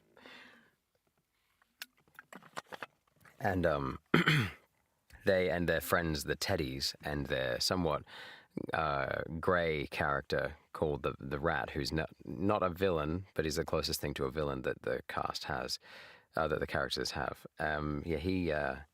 Anyway, they walk around, and you can see when they figure something out, they both go, and they go, one go, because they're called B1, Banana 1 and Banana 2, then one goes, are you thinking what I'm thinking, B1? I think I am B2. It's just like, I see those moments in the Hardy Boys, and it's just so good. And the fact that, characters like the Hardy Boys and tropes that they were a part of building, the brothers, the investigator brothers and siblings, it's great. Like, but I see it and I think, like, oh, that's so funny, because it's just, there's a legacy there, obviously. Frank and Joe looked at one another blankly. Well, B1, it's like, it's really, really interesting. And I have a lot of time for the Hardy Boys. I have a lot of time. Okie dokie, artichoke. Hey, King, how long have you been in the chat? Have I missed you? G'day, mate. Have you ever seen Bananas in Pajamas? Have you ever seen Bananas in Pajamas? Oh, hi and bye. Just came to like the stream. Thanks, man. I appreciate that. Oh, we got 3 likes. That's unprecedented. This is unbelievable. All right. Hi and bye. Hey, and enjoy the new laptop or whatever, if that's your laptop or the other person's laptop. You hate bananas you hate bananas with Panama. As a child, I hated children's shows. So what did you grow up watching? You grew up watching like some Twilight Zone or something like that, or like you grew up watching Predator or something like that. Did you? Yeah, I had a soft spot for them when I was really young, and then I watched them for a sense of nostalgia when I was older. But yeah, I think I was about 8 when I started watching. Like, I saw Jaws when I was like 7, and it was way too early. It was on Channel 10 I think it was Channel 10 or Channel 7 as a nighttime movie. We had no business being up that late, and as a result, I hate deep open water with a passion. Anyway, thanks for dropping in. I understand you got to go. It's all good. I will see you on the stream tomorrow on the other channel, I hope. More like older kid shows, not stupid baby shows. You hated them. Yeah. I was like, well, I had older siblings. I was the youngest at the time. I've got 3 younger brothers now and a younger sister as well. But at the time, I was the youngest out of us immediate 3. I have 9 siblings, right? So half and full siblings. But at that point, I was the youngest, and I remember just trying to be like them a lot. You know what I mean? I don't know if you can relate to that. 9, yeah. Like I said, 2 immediate, like, I have 2 full-blood siblings, proper wizard siblings, and the rest of them are all mudbloods. No, as in the rest of them are all half siblings from different partnerships of parents and stuff like that. I always say to people, life is long and the world is wide, and everyone's got their own family stuff, and I love my family. Yeah, I love how unique we are. It's bloody awesome. So yeah, that's just me personally. Um, half and full. Yeah, yep. In your family. What? In your family. Half equals full. What? What? As in, I've got two full blood siblings. I got an older brother and an older sister, who were from my parents together. Yeah, and I've got three older ones that were from a previous partnership, and I've got four younger ones from two other separate partnerships, if that makes any sense. But yeah, my family tree is it's not like a tall oak. It's not like a palm tree with one branch going up and then branching out of the top. It's more like a savanna tree, those beautiful trees on the savanna in The Lion King. And I like that. It spreads in its own unique kind of way all across the world. So I've got relatives, not relatives, relatives all across the world. Yeah, I kind of like it. I think it's cool, man. Oh, and your family. Same mum, different dads. Oh, yeah, yep. Cool. But we don't do like half sibling, just sibling. Oh, so you just call them siblings? Yeah, I mean, yeah, I don't say hello, my half brother. Like I just call them, they're my brothers and sisters, and yeah, my little sister in particular. Yeah, I love her so much. I mean, I love all of my siblings. I love all my siblings. Oh God, multiple of them could watch this in the future. They're all subs to the channel, so. Not all of them, like multiple of them are sub to the channel. So I just want oh God, I love you all. I love everybody in my family. Yeah, I do. So I definitely, I wouldn't call them, I don't go out of my way to be like, oh, g'day, this is so and so, my brother, and this is so and so, my half brother. Like I just say, these are my brothers. Yeah. Yeah, called out. Yeah. Called out. Oh no. That's it. Disinherited. Mm. Yeah, that's right. Have you ever tried reading The Hardy Boys from 1928? Like Mystery Solving Brothers? This is what we're doing at the moment. Anyway. But yeah, anyways, have a good stream. Good night. And also, quick, what's next stream? Next stream is tomorrow night, and we're doing, I'm going to put a poll on the Discord to see what we want to play. If you have any preferences, could you put them on the stream? I would also like to do some Schedule 1. I want to play Schedule 1 with you guys at some point, you and Burger, but I'm not sure like I said, I'm not sure. Like, you reckon my computer will handle it, which is good. So I will try and pre-download, maybe even tonight. I'll see if can I afford that game at the moment? I mean, I can never really afford games. I have real things to pay for, but at the same time, games are real. So at the moment, especially. I'll probably have a look at maybe buying it and having a go at it tonight and over the next couple of nights. I'll be honest with you, I'm really, really keen. Oh, you're taking a short break. Oh, have you ever done it? Have you ever done the Schedule 1, have you? Okay. Well, look, I've been really getting into Tetrio, the game Tetrio. Do you remember Tetrio? Very keen on Tetrio. I've actually even been playing it off stream a fair bit. It's something, it's really repetitive in the best possible way. Oh, whoops. I just showed my other username. Very, very keen to play this again. Anyway, that's not what I'm here for. I better get back to this, bro. But thank you very much for dropping into the chat. I will check out Schedule 1. And yeah. I will see what I can do. But tomorrow, if you have any preferences, put them in the Discord for the other channel, Little King. And I will see you in the Discord, and I will see you on tomorrow night's stream. We're starting at 10 p.m. GMT plus 10, the usual. And then I think Thursday I'm doing a daytime stream if you're still on holiday, but I think you're back at school now. I don't know I can't remember what you said. So yeah, I will see you on the other channel. Yeah, hang around if you like. If not, have a great night. Enjoy the new laptop. I'll talk to you more about it all tomorrow on the other channel. So, okay, we've got two viewers in this stream, and we've got 3 likes. Oh my gosh, this is unprecedented. You'll try your best to join. You have a running event against other schools on Thursday. A running event? Have I told you that I was a runner? Have I told you that I was/am? I'm injured constantly for the last 5 years, but since a knee reconstruction from a steeplechase event. But yeah, okay, I have. I didn't know you were into that as well. Cool. I hope you're a long distance runner, but I will understand if you're just an inferior sprinter. That's okay. I jest. Some of the best people I know are sprinters, I'm sure. No. Yeah. My oh, you're good at 100 meter. That's it. Asthmatic. Oh, look, that's great because then it's over and done with. Yeah, I've always actually my snarky remarks at sprinters is actually from a place of insecurity about how slow I am actually. So good on you, man. That's awesome. 100 meters, nice. My PB is like 12.8. It's terrible. For someone who was like the level I was for middle distance, it was a very slow time for 100 meters back in school. So I haven't touched it since then because no one's forcing me to. So these days I just plod along in marathons and ultras and 5K upwards, basically. So, yeah. Your time is 12 seconds? Yeah, nice. 12 point something? That's awesome. 11 to 12. 11 to 12? Well, I will look forward to seeing what your time is. Make sure you find out your time. If you finish and they don't tell you on the finish line, go back to if it's against other schools, they'll probably be recording them. So go to the recording tent or recording building or whatever, depending on how rich your school is or where the meet is.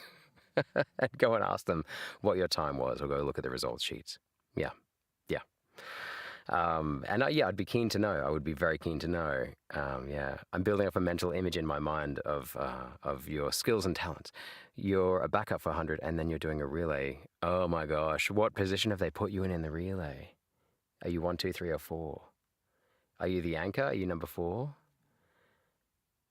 Or are you number 1? Are you really good at starts? You don't know. You hope for. Why do you hope for? Oh my God. I can't stand being number 4 because the pressure. Although in saying that, I used to actually deal with the pressure of competition so much better than I deal with it these days. Like I was keen for it back in the day. So you're quick. I bet you are. Yeah. Okay. All right. If you're running 11 to 12, you're quick. So look, man. Yeah, do what you got to do. Maybe join us in the stream just to tell us. Come on, you got to come and just tell us the time, or put it in the Discord. Just private message me or something like that. All right, okay. I really do have to get back to this because I want to go. I actually do want to go and play some. I actually want to go play some Tetris after this, after I record a bit, and I also want to reply to an email from someone I want to collaborate with for this channel, and I also want to go and check out Schedule 1 on Steam. Yeah. And I also probably need to read something from this short story anthology as well, because I'm keen to keep on going with it as well. So yeah, you're quick. If you worked on your muscles and wasn't lazy, you could be good. Yeah, I mean, yeah, that's probably true. But at the same time, if you don't want to, you don't want to. But if you're keen, sky's the limit, mate. So yeah, look, I bet you'll be the best. If you want to be the best, you'll be the best. It's simple as that. You have the determination. I can sense it. When you want to use it, Yeah. You have to go to sleep. Yeah. Oh, yeah. Adios. Oh, and it's telling me this laptop that I've got a second laptop down here for those other viewers who are staying around. Yeah, he's gone. All right. I think he's gone. I have another laptop down here I use as a secondary screen. Instead of having a whole other screen, it uses, oh gosh. No, I want you to charge. I need you to charge. Uh-oh, guys, this could all go terribly wrong. Oh, that's what's happening. It's not plugged in.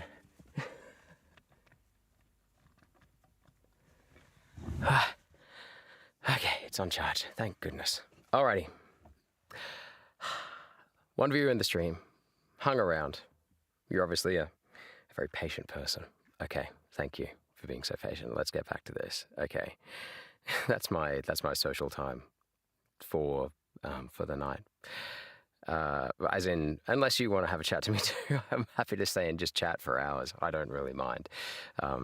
Yeah, like I said, legacy project. The boys.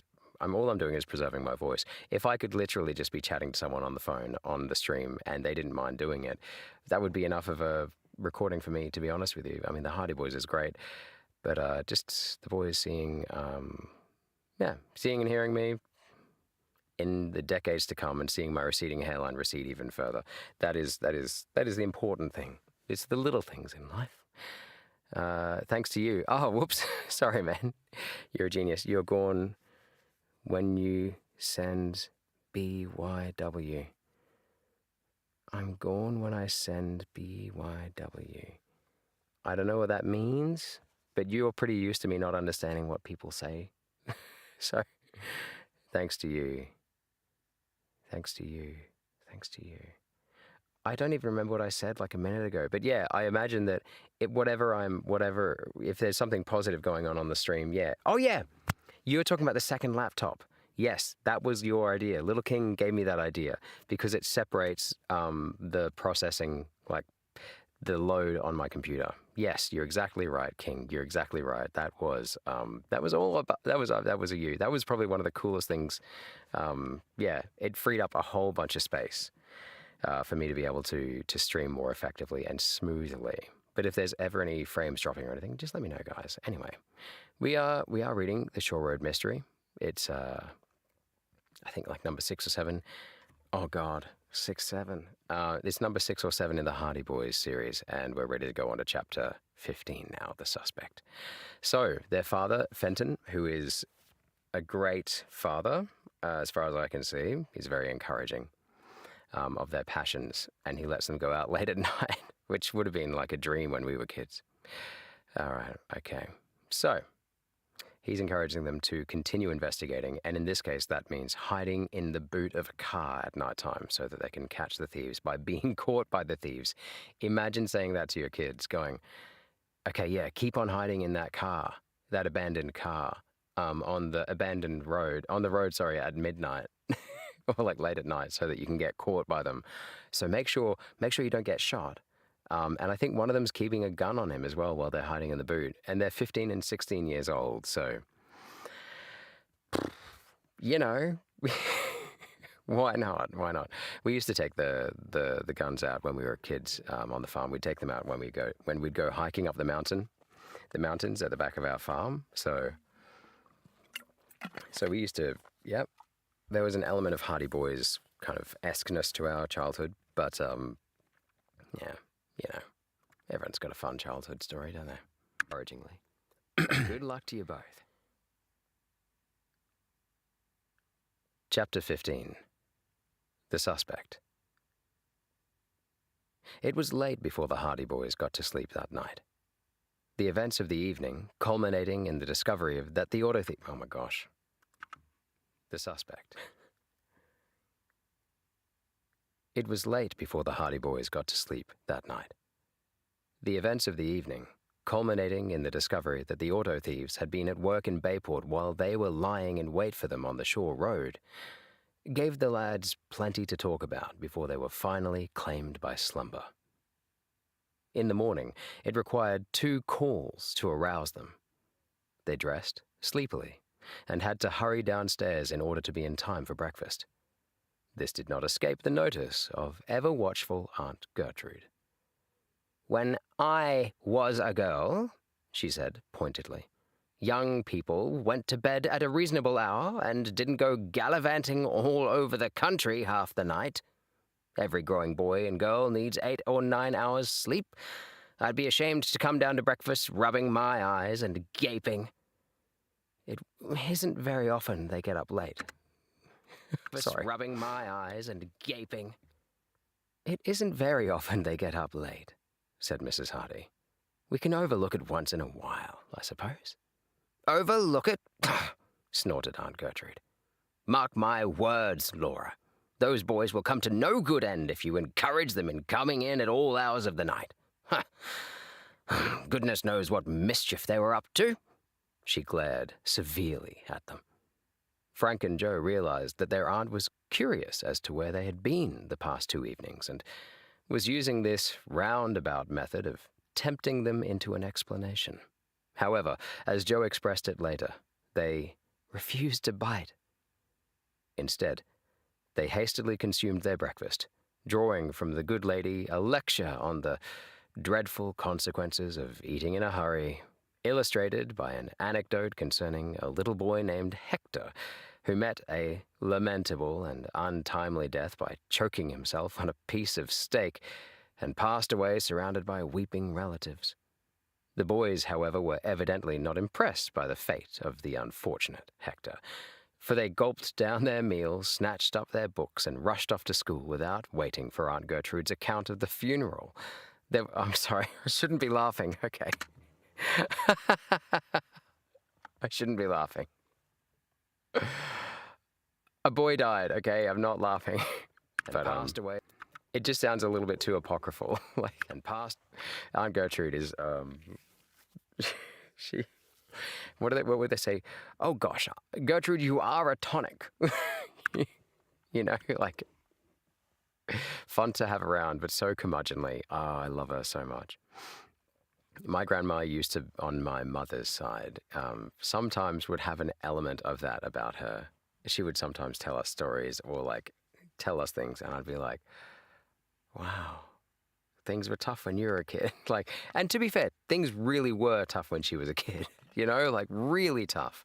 And where she grew up and the circumstances in which she grew up, really tough. But she came across sometimes a little bit Aunt Gertrude-ish. And so I think maybe it's that reason that I mean, I feel like we all kind of love Aunt Gertrude, don't we?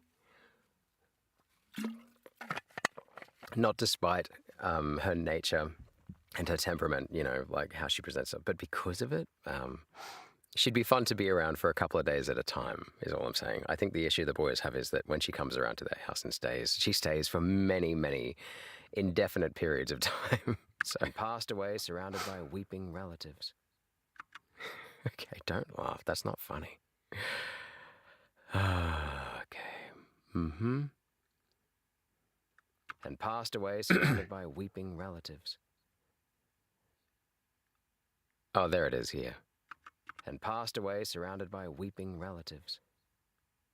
The boys, however, were evidently not impressed by the fate of the unfortunate Hector, for they gulped down their meal, snatched up their books, and rushed off to school without waiting for Aunt Gertrude's account of the funeral.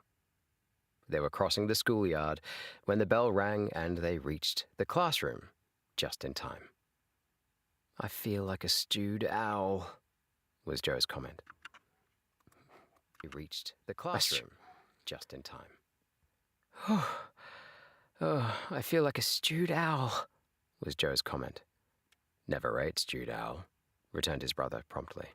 How does it taste? I said I felt. I didn't say I ate, retorted Joe. Gee, but your eyes do look bunged up. What about your own? Oh. Oh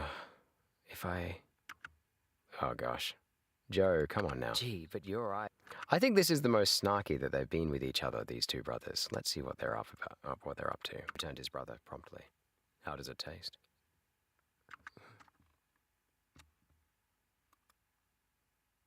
They reached the classroom just in time.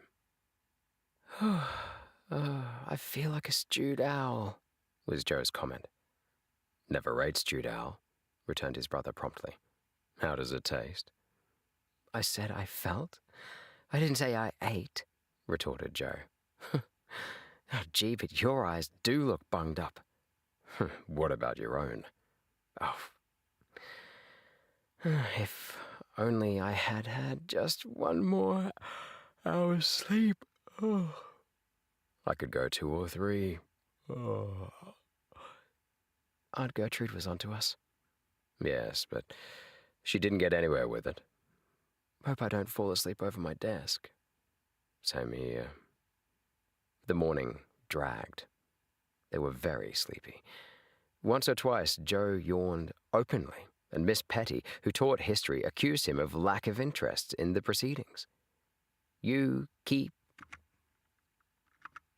Accused him of lack of interest in the proceedings.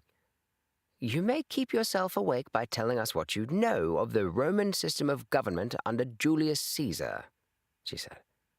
Joe got to his feet. He floundered through a more or less acceptable account of Roman government. It was dreary stuff, and Frank, listening to the droning voice, became drowsier and drowsier. His head nodded, and finally he went to sleep altogether and had a vivid dream. in which he chased Julius Caesar, attired in a toga and with a laurel wreath on his head, along the shore road in a steamroller. Miss Petty left the Romans and began comparing ancient and modern systems of government, which led her onto a discourse on the life of Abraham Lincoln. She was just reaching Lincoln's death when there was a loud... Miss Petty looked up. "Who made that noise?"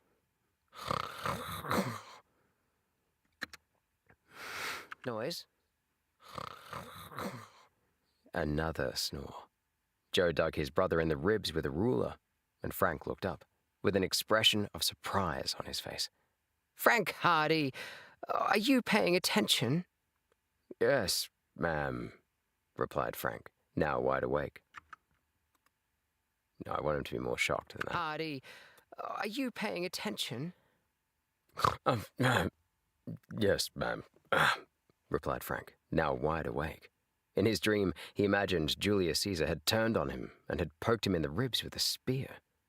"Do you know what we were talking about?" "Oh." Turned on him and had poked him in the ribs with a spear. Do you know who we were talking about?" "Oh, yes, ma'am." "Do you know anything about his death?" "Yes, ma'am," said Frank, under the impression that the lesson still dealt with Caesar. "How did he die?" "He was stabbed."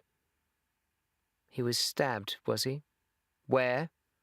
In the Forum. He was murdered by some of the senators, led by Cassius and Brutus, and Mark Antony made a speech." The class could contain itself no longer. Snickers burst out, and these welled into a wave of laughter, in which even Miss Petty was forced to join. Frank looked around in vast surprise. "This," said the teacher, "is an interesting fact about Lincoln. I don't remember having heard of it before. So he was stabbed to death by the senators, and Mark Antony made a speech?" I was talking about Caesar, Miss Petty." "And I was talking about Abraham Lincoln. Will you be good enough to stay awake for the remainder of the lesson, Hardy?" "Stay awake for the remainder of the lesson, Hardy." Frank looked sheepishly at his book, while Chet Morton doubled up in his seat and gave vent to a series of explosive chuckles that soon brought the teacher's attention to him, and he was required to recite the Gettysburg Address, stalling completely before he had gone a dozen words.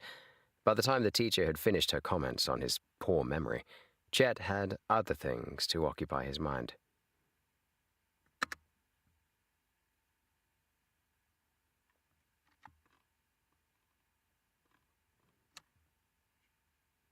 To stay awake for the remainder of the lesson, Hardy. Frank looked sheepishly at his book, while Chet Morton doubled up in his seat and gave vent to a series of explosive chuckles that soon brought the teacher's attention to him, and he was required to recite the Gettysburg Address, stalling completely before he had gone a dozen words. By the time the teacher had finished her comment on his poor memory, Chet had other things to occupy his mind. Frank and Joe Hardy were wide awake for the rest of the morning.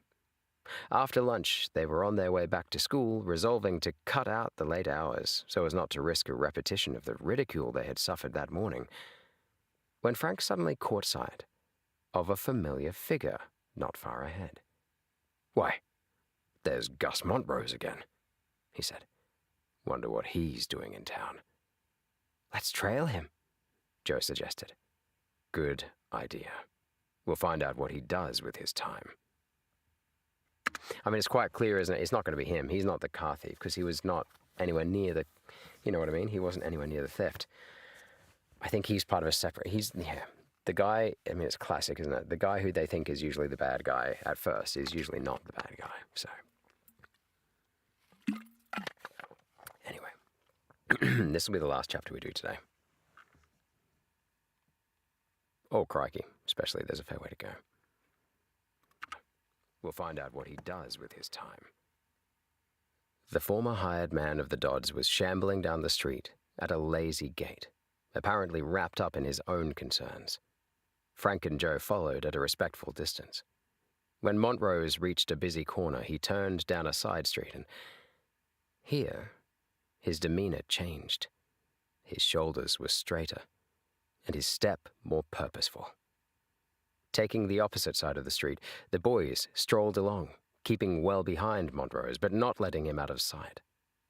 They followed him for about 2 blocks, and then, leaning against a telegraph pole at the next corner, they saw Montrose's companion of the previous night. He looked up as Montrose approached, and then the pair met and joined in earnest conversation. There was something peculiar... and joined in earnest conversation. There was something peculiarly furtive about the two men. Not wishing to be observed, the Hardy boys stepped into a soft drink place nearby and bought some ginger ale, which they drank in the store, keeping an eye on the pair across the street through the window. Finally, Montrose's companion moved slowly away, and Montrose himself shambled across the road. He was lost to sight for a moment. The road. Pardon me. He was lost to sight for a moment. Oh my gosh. Pardon me. It's the road. He was lost to sight for a moment. We'll trail him a little while longer, said Frank. We have about a quarter of an hour before school opens. They paid for the ginger ale and stepped out of the shop. We have about a quarter of an hour before school opens.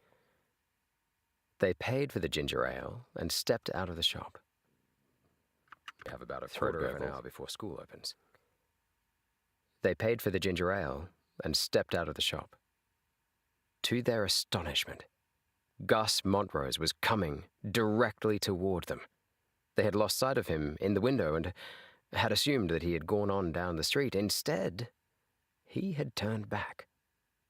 They affected not to notice him, and were starting back up the street when Montrose overtook them. They affected not to notice him.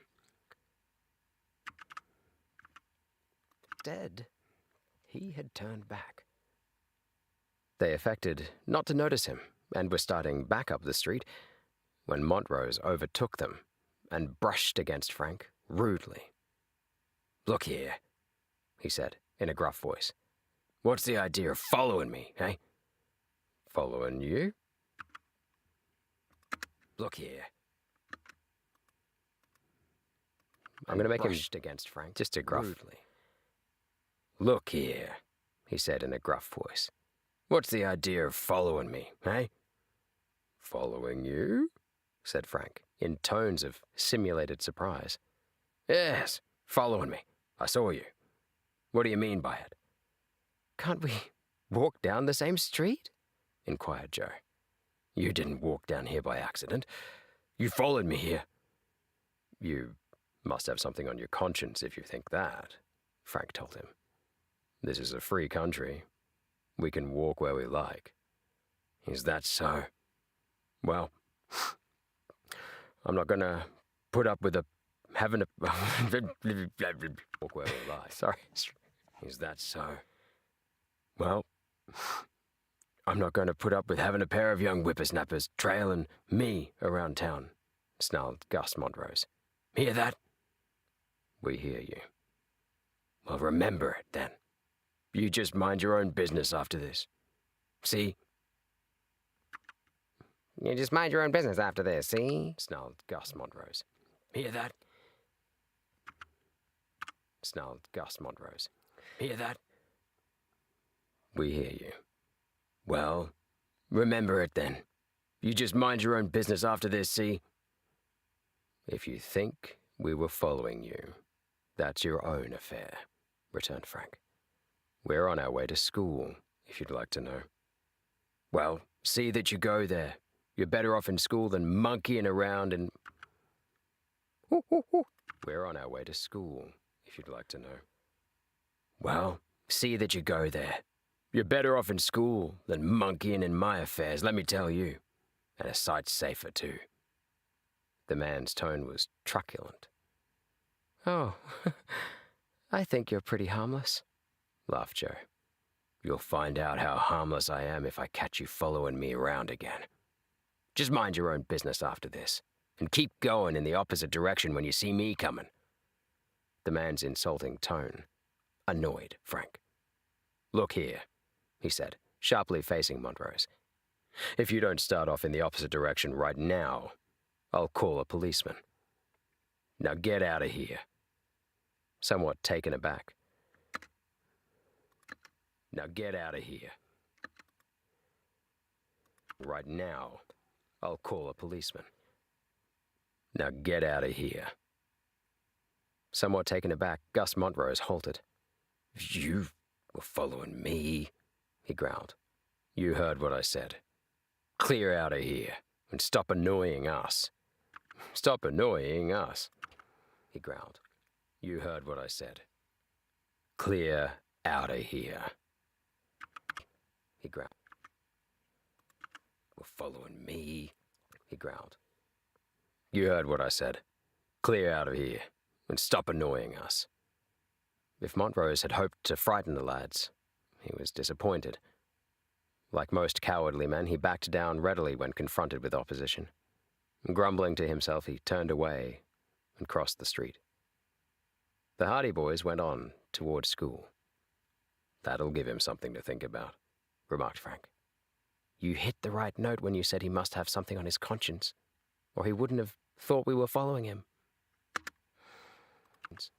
Or he wouldn't have thought we were following him. That'll give him something to think about, remarked Frank. You hit the right note when you said he must have something on his conscience, or he wouldn't have thought we were following him. I'm sure he has. A man with a clear conscience would never suspect he was being trailed. There's something mighty fishy about Gus Montrose and his queer-looking friend. Too bad he saw us. He'll be on his guard against us now. That doesn't matter. We can keep an eye on him just the same. I'd give a farm to know what the pair of them were talking about. And I'd give a $5 bill. Sorry, a farm to know what the pair of them were talking about. And I'd give a $5 bill just to know if he put that fishing pole in the car up at the Dodds and got Jack into trouble. A farm to know what the pair of... Sorry, getting emotional. Nothing wrong with being emotional. No, what I mean is, like, I don't think Joe's that upset about it. I think he's very curious and he's on the case, isn't he? So let's be a little bit more like that. Saving as we go, good habits. A farm to know what the pair of them were talking about. And I'd give a $5 bill just to know if he put that fishing pole in the car up at the Dodds and got Jack into trouble. So would I. The boys were greatly puzzled. They were convinced that Gus Montrose was up to no good, and this conviction had only been strengthened by their encounter. They reasoned that a law-abiding man would scarcely have shown such resentment as Montrose had evidenced. Conviction had only been strengthened by their encounter. They reasoned that a law-abiding man... Conviction had only been strengthened by their encounter. They reasoned that a law-abiding man would have... had only been strengthened by their encounter. They reasoned that a law-abiding man would scarcely have shown such resentment as Montrose had evidenced. Well, whether he's one of the thieving party or not, we'll take another whirl of the shore road tonight, said Frank, as the two brothers entered the schoolyard. Joe glanced at the sky. Massed clouds were gathering, and the air was close. Looks as if we'll have to call it off. There's going to be a storm? Storm or no storm, I have a hunch that we'll get some action before the day is out. Both Frank and Joe were right. There was a storm, and before midnight, they had more action than they had ever bargained for.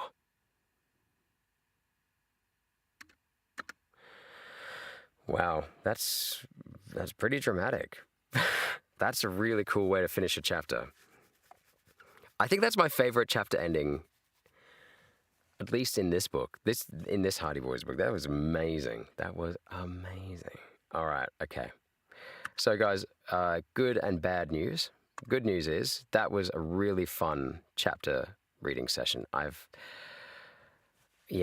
love seeing them. I love seeing the point in the story where the teeth start to bite the gear, if you know what I mean by that. Like, they're just spinning before that.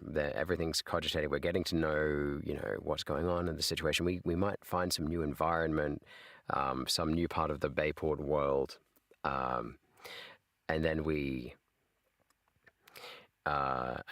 find out, who the good guys are and who the supposed bad guys are. Fenton Hardy's usually like pretty clear on who the bad guys are, or the boys are, these car thieves, automobile thieves.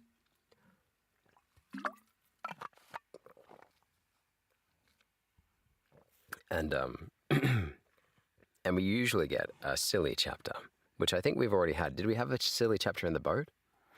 I think we had a silly chapter in the boat.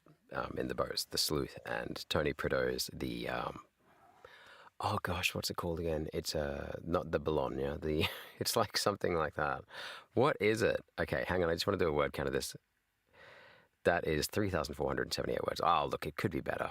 It could be worse. I could have gotten through another chapter, or I could have definitely moved on to the Kaidan story tonight. But the good news was that we had a good time.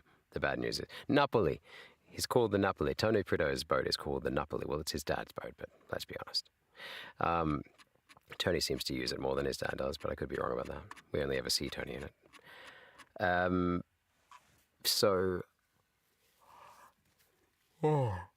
Like I said, I love seeing that moment, those couple of chapters where we're diving into I think, the real meat of the mystery, which is when the boys start to gain some traction on whatever the mystery is.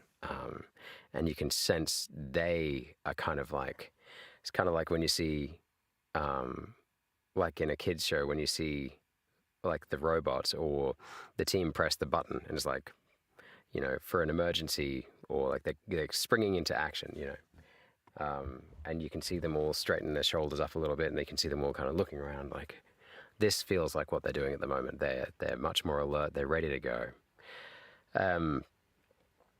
Yeah. And yeah, say what you like about syndicate writing. This is fun. This is fun literature. Yeah, very cool. Yeah. Anyway. All right. Okay. So that was it for tonight. We were going to move on to Kaidan. We didn't get to it. This is the second stream in a row that we haven't gone to it. Last time it was because I was so tired. This time it's because I've just run out of time and I have stuff to do with other channels. Yeah. And I want to send an email to Marissa. Marissa, if you're watching this, I don't imagine you're watching all the way to the end. I mean, I don't know many people that would. It's just me rambling on, but I'll try and go and email you and get some stuff done for some other channel stuff. And yeah, I've had a great time. So thanks for dropping into the chat, those who did. And boys, when you're watching this in the future, just know that, we're going through a bit of a tough week. We're readjusting to some stuff that's going on at home, just minor stuff, really. But we want to jump on top of it and just make sure that we're all feeling good more of the time. And you guys are being amazing in response to the changes we're making to our sleep schedule and stuff we're doing at home and the lack of screen time. It is helping a lot. I know you probably will remember this time, this part of your childhood, and think we were being really harsh. But just know that it's not fun. It's not fun as a parent. It's never fun to do this kind of stuff.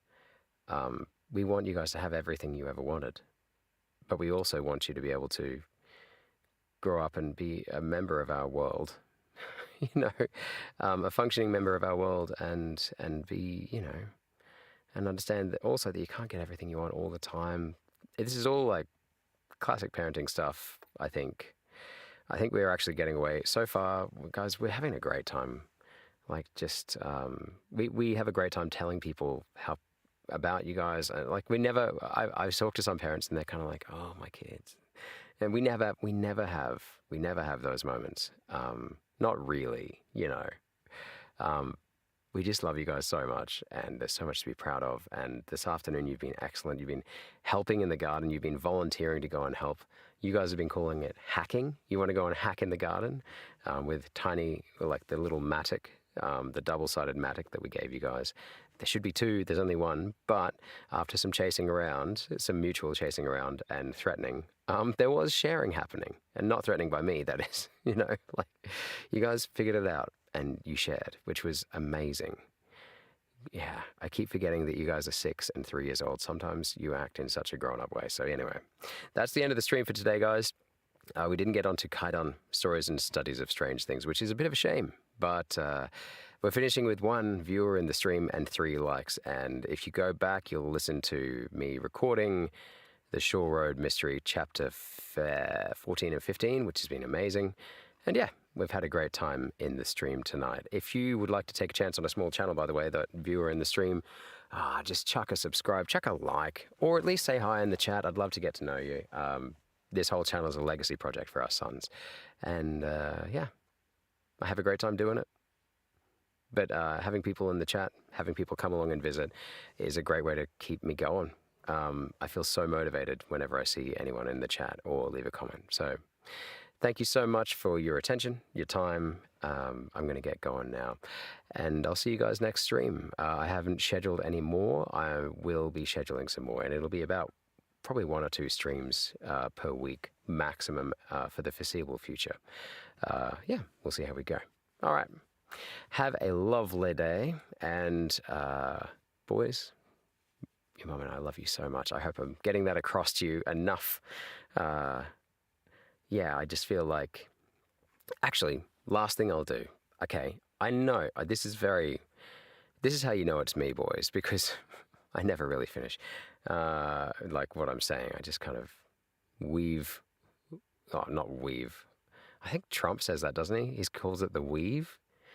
And I think other people would call it tangential rambling, or at best they would call it that, and other people would just call it a complete waste of a chat, because there's just rambling all over the place. But the point of this channel is to give you a bit of a ramble and say what's on my mind.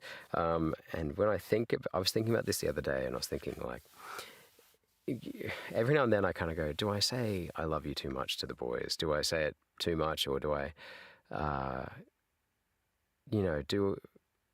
am I ingenuous? Like, am I not a genuine? Is it not genuine if you say it so much? And then I thought of this line from, I think it's, how not to be a boy. Quote, I never knew a man. I don't know if it's going to be.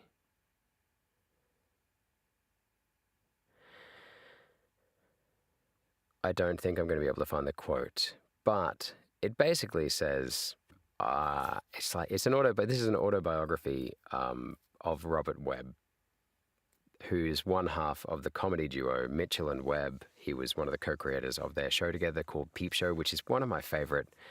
Oh my gosh, it is one of the best shows of all time, one of the best comedies of all time. So I really wish more people would check it out. And I feel like this quote, I mean, that book is it was so impactful on both your mum and I. Yeah, I've tried to make other people read it. I don't think many other people have read it that I've given it to. We've lent them the book. It's so good. It's just so good. Yeah, and he says something like about this topic of how often should you be saying "I love you" to your kids and things like that. And the thing that sticks with me is this quote from "How Not to Be a Boy," Robert Webb's autobiography, "How Not to Be a Boy." Is he says, I've never met an old man who's near death who has said, I wish I'd spent less time with my kids. I wish I'd spent less time with my family. I wish I'd told my family I didn't love them. Or I'd never, I've never met a man who basically has said, like, I said I love you too much. That's the gist. And I thought about it, and I thought about your granddad, my dad. And I thought about, when a parent or a loved one in your life passes away, in my experience, the things that you automatically go to and think about are the times, like you you tend not to think ill of a person who's died most of the time. I would hope so. My point is, I never have regretted saying I love you to my sons. I've never, I just don't think there's enough. I don't think there's an upper limit. So, boys, as you know, this channel is for you. I'm signing off now, but as you know, this channel is for you. All of these readings are for you. And I won't apologize for ever being, too cringy, as the kids would say, too cringe, and openly just stating how much I love you. I don't know. All right. Yeah.